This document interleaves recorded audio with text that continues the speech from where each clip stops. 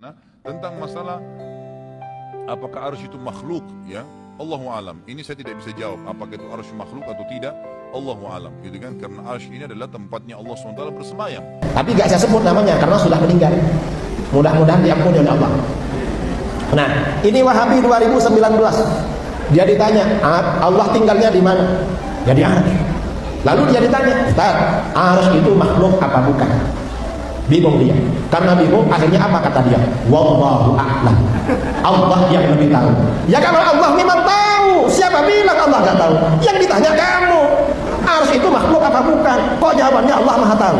Ya kalau Allah ya tahu lah. Kamu nggak tahu berarti. Nggak tahu jadi ustaz. Wahabi itu nggak tahu saudara. Padahal bahwa arsy ini makhluk jelas di dalam Al-Quran.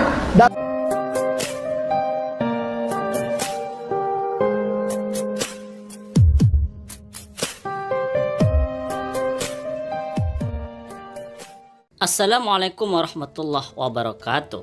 Ceramah Ustadz Khalid Basalamah yang sudah ditampilkan di depan itu bisa membahayakan kepada akidah umat Islam. Ustadz Khalid Basalamah Al-Wahabi ini mengatakan ketika ada sebuah pertanyaan apakah arsy itu makhluk atau bukan, Ustadz Khalid Basalamah mengatakan wallahu a'lam. Dia mengatakan tidak tahu arsy itu makhluk atau bukan, karena arsy adalah tempat bersemayamnya Allah Subhanahu wa taala atau tempat duduknya Allah Subhanahu wa taala.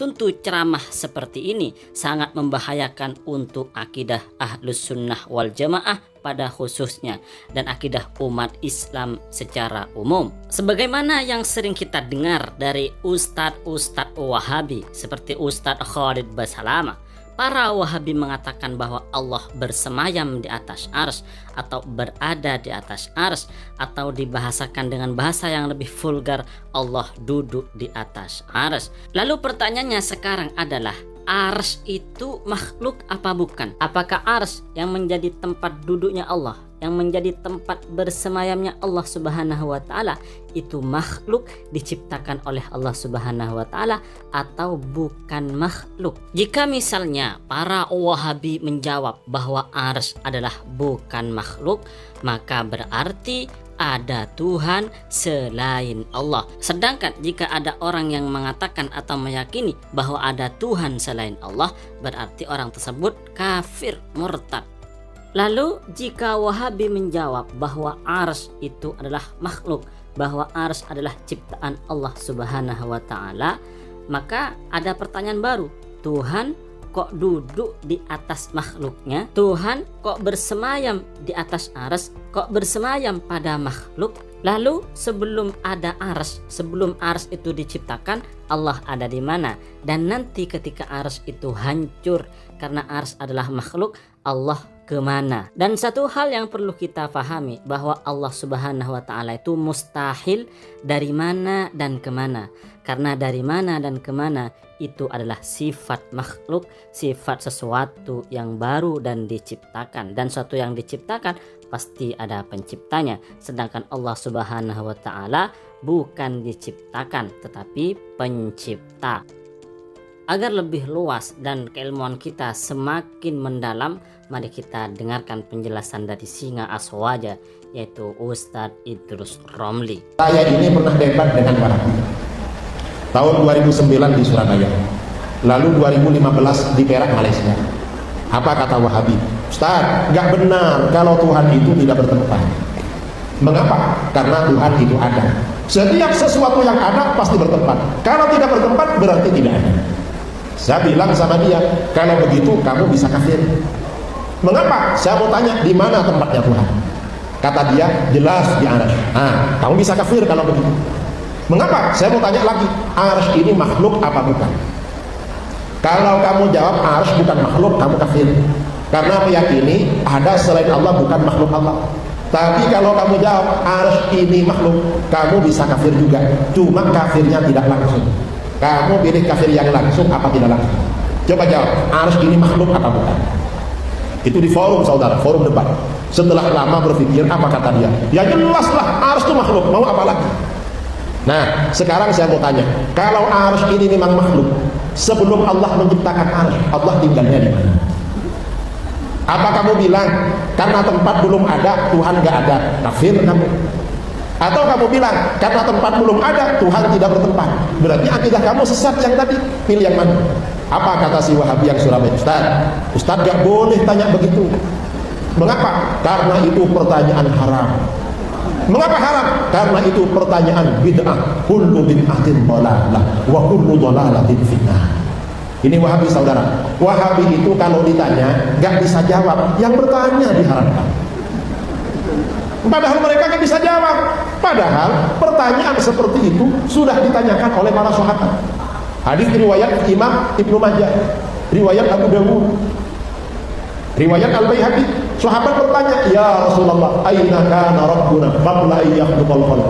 Hai Rasulullah, Tuhan itu tinggal di mana sebelum menciptakan makhluk? Rasulullah menjawab, kana fi amal. Allah itu tidak bertempat. Dalam riwayat Bukhari, para sahabat bertanya, ya Rasulullah, nas'aluka an awwali hadzal amr. Kami bertanya permulaan yang ada ini.